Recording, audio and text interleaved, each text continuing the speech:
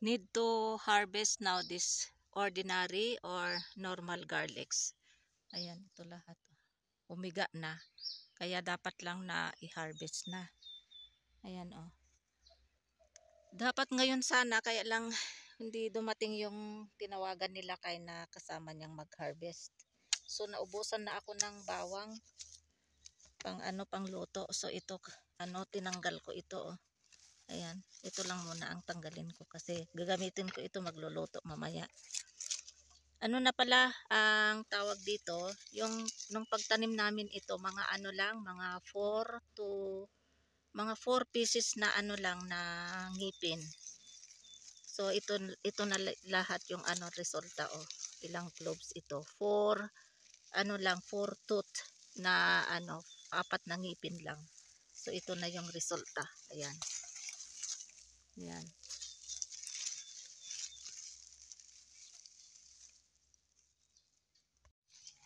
Now start. I come here before, you don't know. That's why I get like this one. Now it start now to harvest. This before how many teeth we plant before? Tooth? How many? This one we plant 4, no? Yeah. For tooth. One teeth only. One like that, right now. One cube like that. This one come out.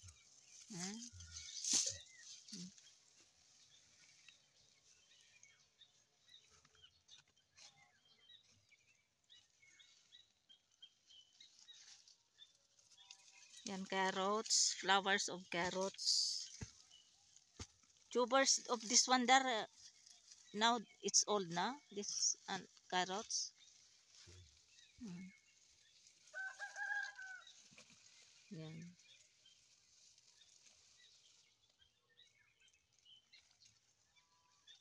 And this one G1 garlics there.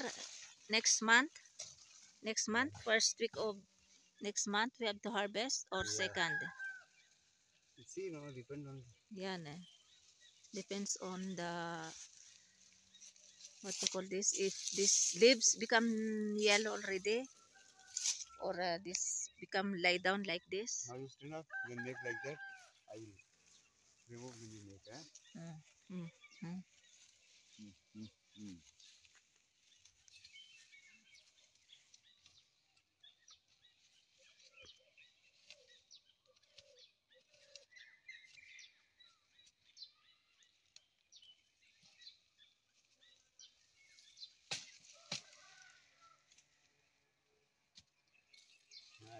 Mashallah. Pagpag natin yung lupa.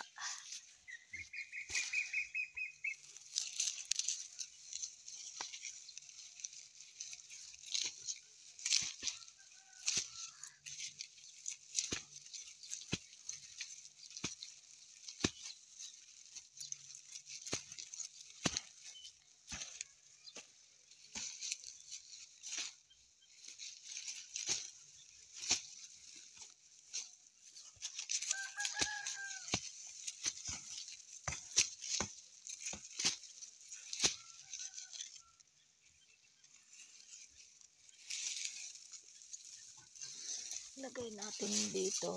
Ayan. This are first line.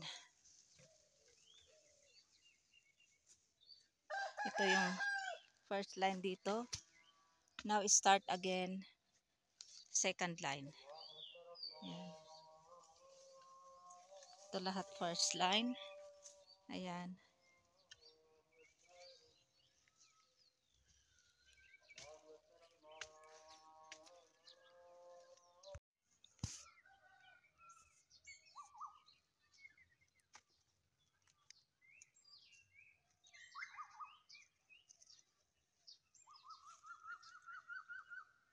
Bismillah.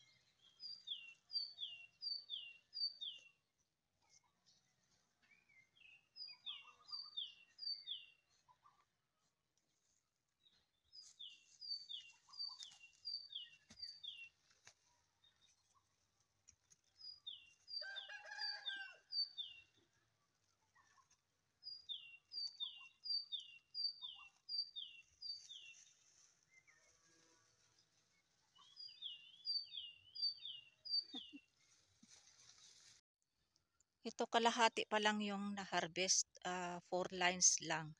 Ayan. Ito pa yung hindi pa na-harvest, oh. Yung dito, kahapon, nilagay na doon sa loob for air drying. Kaya ilang lines pa yan, mas marami pa siguro ito. Mga ilang lines pa ito siguro. Mga siguro 8. Ayan. Mga 4 lines itong na-harvest namin nila kay kahapon kasi wala lang time. Ngayon din, hindi din na continue ang pag-harvest. Ito yung na-harvest na 4 lines. Dito lang muna nilagay for the meantime, hindi pa naayos. Ayan. Marami na ito. Oh. Mas marami pa yung hindi na-harvest. Ano lang ito, ordinary garlics. Yung G1 garlics, next month pa yun ma-harvest, mga 2nd week of June. Hindi pa naayos. Kasi tinambak lang dito kasi kala uulan, wala naman ulan. Kumulog-kulog kanina, oh. Pero ayan, oh, yung baka uulan mamayang gabi. Yan. Kasi sobrang sobrang init, sobrang sikat ng araw for few days. So baka mamayang gabi ibuhos itong ulan. Pero sana naman hindi malakas ang buhos ng ulan. Yan, ito yung mga G1 garlics na ma-harvest next month, 2nd week of June.